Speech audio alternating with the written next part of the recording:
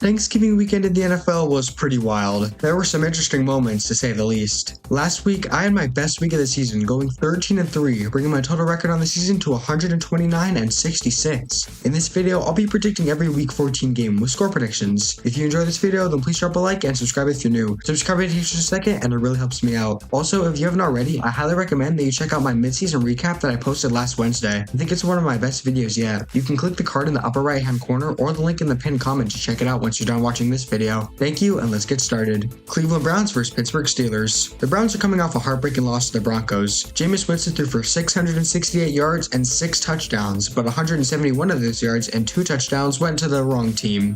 This right here is the most Jameis Winston stat line of all time. Nick Chubb continues to be painfully average, and that made Jameis throw the ball nearly 60 times, and you don't want Jameis throwing it 60 times, however entertaining it may be. I'm hopeful Chubb can at least somewhat return to form next season, but this season is not it. On the bright side, Jerry Jeudy had the best game of his career against his former team and now has the most receiving yards in NFL history by a player against his former team. He's emerged as a real weapon on this offense ever since Amari Cooper was traded, and he's on pace for 1,247 yards, which would be the best of his career. The same thing can be said for Elijah Moore. He's on pace to have the most yards of his career as well. Once the Browns get a proper QB in there, they could be a good team. Right now though, the Steelers are a great team. They dropped 44 on the Bengals, which yes, it's the Bengals defense, and trust me, we'll get to them later, but 44 points is insane. This was the first time they'd scored more than 40 points since November 8th, 2018 with Ben Roethlisberger. The last time Russell Wilson threw for over 400 yards was September 22nd, 2019. It was a pure offensive explosion, and the defense, while giving up a lot of points, did contribute by forcing 3 turnovers. Last time these two played, which was only 2 weeks ago, the Browns beat the Steelers 24-19 in a snow game, but this time I'm taking the Steelers 24-20. Russ in the offense is cooking right now, and the Steelers defense is going to force multiple turnovers from the Browns offense.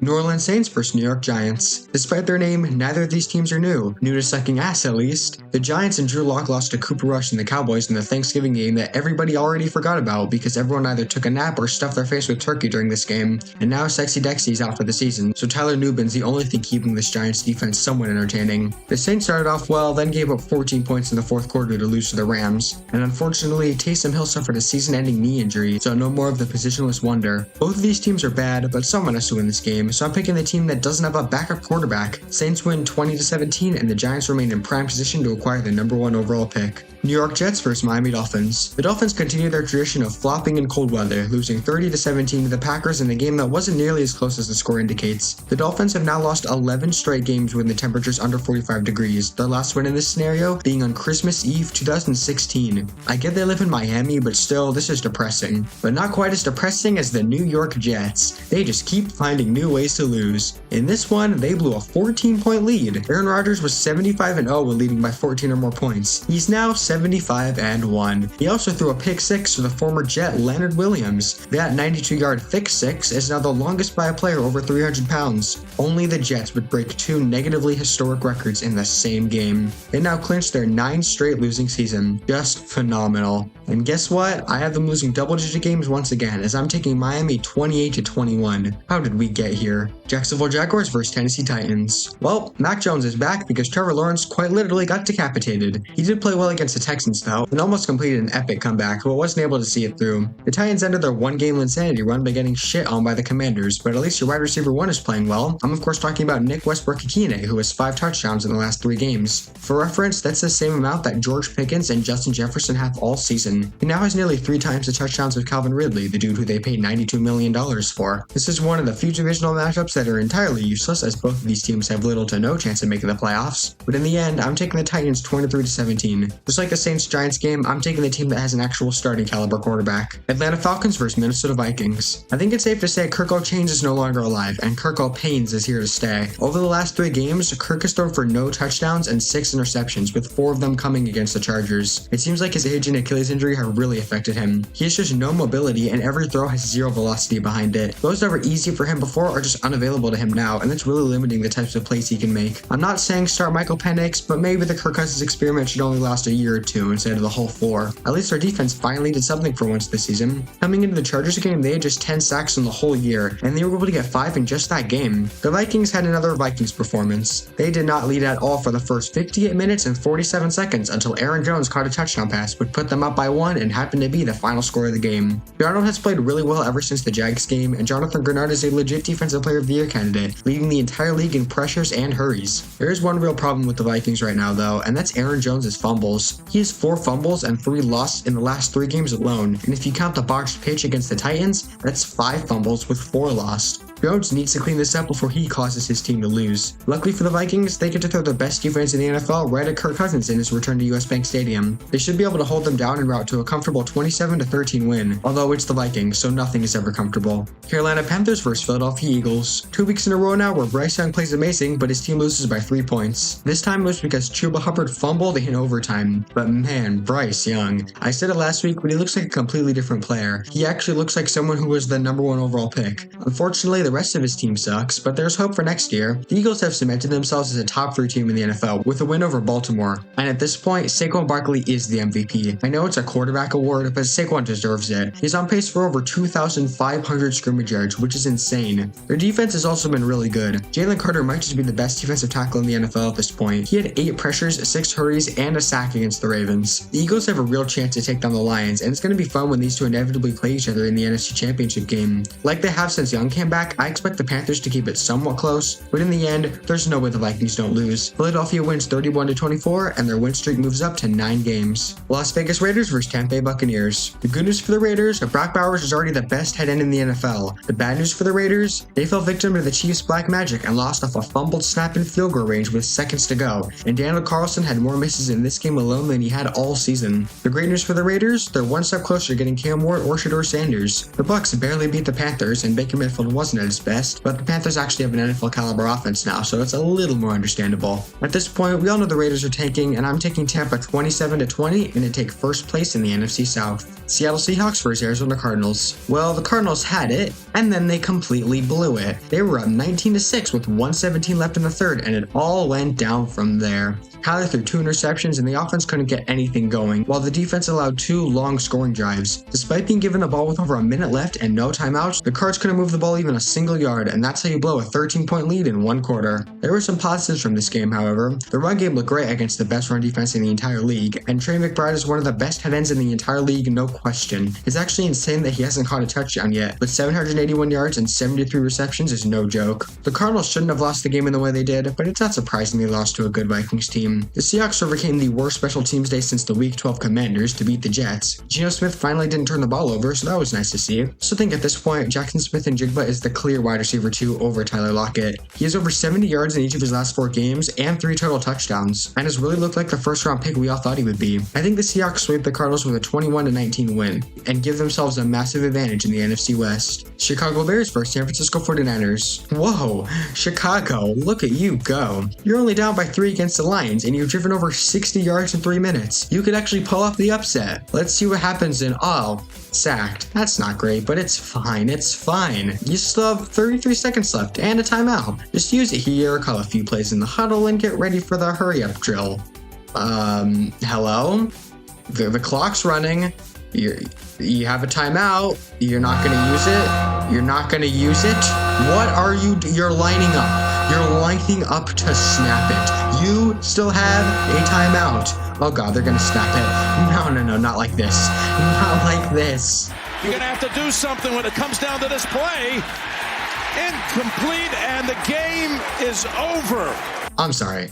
But what was that, Chicago? What in the Caleb Williams painted fingernails was that? Are you kidding me? You had 33 seconds when Caleb got sacked, and you chose to wait 25 seconds to snap it and try a throw to the end zone? I can't even imagine the rotten ass shit going through Matt Eberflus's rotten ass brain. A real life Grizzly Bear would have better clock management. A preschool Madden player would have had better clock management. This isn't just a regular screw up. No, this is generational. We might never see anything like this again. Pure incompetence at its finest. And then you have the audacity to say that you handled it the right way. The only thing you're handling is a nice shiny golden ticket to an insane asylum. The entire Bears organization summed up in 33 seconds. Congratulations, you guys have once again found a stupid way to lose, and you made it even stupider than all the others, which I didn't even think was possible. It's honestly a shock they even fired Eberflus, because keeping him after that mess would have been the most Bears thing ever. Alright, Bears rant over. They don't deserve any more of my time. On to the 49ers, which isn't much better. The Christian McCaffrey ride was fun while it lasted. A PCL injury is going to keep him out for the rest of the season. I guess the bad and cover curse is real. And he inflicted the curse on Jordan Mason for whatever reason, so I guess it's Isaac Guerendo time. I mean, knowing the 49ers, Guerendo's just going to pull a Jordan Mason and rush for over 5 yards a carry and be super efficient. But this team is still not at all healthy. Brock Purdy just doesn't seem himself either, and that's probably got to do with his nagging injury. It sucks, but the reality is that this season is a complete waste for the 49ers. I don't think their Super Bowl window is closed, but it's beginning to shrink. Look, neither of these teams should win this game because both of these teams don't know how to win against competitive opponents. But I have to pick someone, so I guess I'll go Chicago 24-21, simply because Thomas Brown isn't Matt Eberflus. That's literally the only reason. If I had the ability to, I would just give both of these teams an extra bye and not have them play each other, because a human being can only deal with so much incompetence in one football game, so combining these two teams together is gonna be hell. Buffalo Bills vs Los Angeles Rams. The Rams offense had a tale of two halves against the Saints. Half one, they couldn't do jack shit. Half two, they did jack shit. And in the end, it was enough to beat the Saints by 7. Their defense was good throughout the whole game, and like I mentioned, their offense did just enough in the second half. The Bills put belt to ass against the decimated 49ers, and Josh Allen had the coolest play ever, where he threw the ball to Amari Cooper, then got it back off a lateral and scored. This credited him with a passing and receiving touchdown on the same play. For all my fantasy players out there, this gave him 10.98 fantasy points on this one play alone. I know that this gave Josh Allen owners extreme happiness and Josh Allen opponents clinical depression that they'll never recover from. Anyway, Bills are good. Like,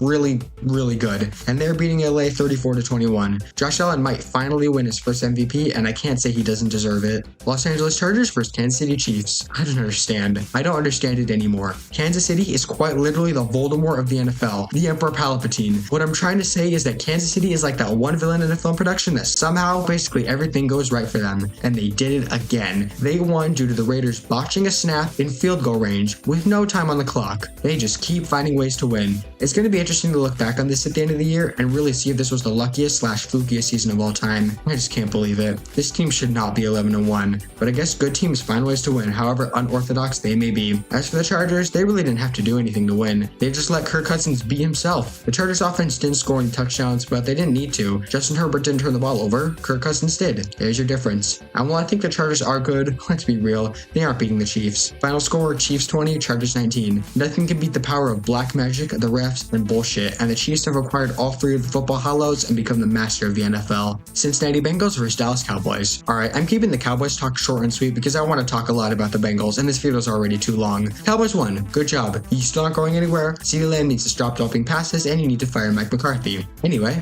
Bengals time. I'm going to start off this little talk with a nice, calm, what in the absolute shit is wrong with you? You allowed 44 points to the Steelers. Mr. Unlimited could do unlimited things against your piece of shit you call a defense. A literal fence would keep offenses out of the end zone more effectively. Need I remind you that Joe Burrow is currently in the midst of the best season of his career and would be the leading MVP candidate by a mile if this team was above 500 and actually had a defense that wasn't as bad as that one security guard from that viral clip. In his last 3 games, these are Joe Burrow's stats: 1,093 passing yards, 10 passing touchdowns, and 1 interception. They have scored an average of 33 points in each of those 3 games. But what is their record in that 3-game span? You guessed it, 0-3. Why? Because they've allowed 37.7 points on average in those 3 games. This isn't just bad, it's historically bad. The 1966 New York Giants had the worst defense in NFL history, giving up 35.8 points per game. In the last 3 games, the Bengals have been even worse than that. Joe Burrow is about to have the best season of all time for a quarterback that doesn't post a winning record. Yeah, forget playoffs, this team might not hit 9 wins. They might not even hit 7. It's insane at this point. I simply cannot fathom how a defense is this bad. If Lou Anarumo isn't fired by the end of the season, I don't know what to say. Burrow and that offense are playing their ass off every week and they're getting no results. It's ridiculous. I've ranted about the defense before. I did one right after the second Ravens game. I didn't even think it could get this bad.